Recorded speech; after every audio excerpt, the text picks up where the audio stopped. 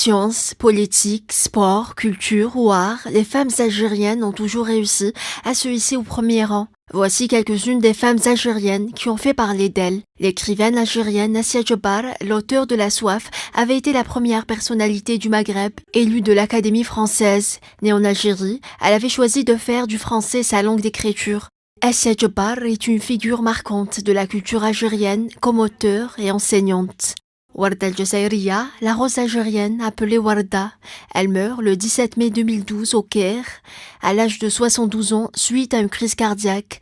Née à Paris, d'un père algérien, Mohamed El-Fatouki, originaire de Soukaras, et d'une mère libanaise en 1940, elle commence à chanter en 1951, à l'âge de 11 ans au Tam Tam, un établissement du quartier latin de Paris, appartenant à son père. Elle demeure une diva de la chanson d'amour adulée de ses admirateurs.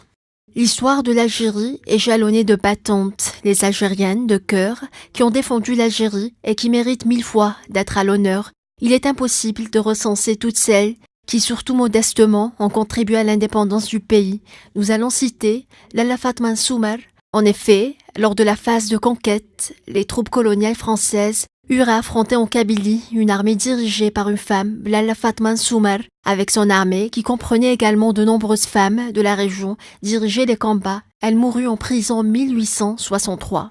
Et parmi les femmes qui ont marqué l'histoire, Djamila Bouhaired, l'icône de la guerre d'Algérie, qui rejoint le Front de libération nationale durant ses années d'étudiante. En avril 1957, elle est blessée dans une fusillade et capturée par les parachutistes, torturée et condamnée à mort. Djamila Bouhaired est devenue l'icône de toutes les femmes algériennes. Nous fêtons aujourd'hui une journée de reconnaissance envers toutes ces femmes qui ont marqué l'histoire de l'Algérie.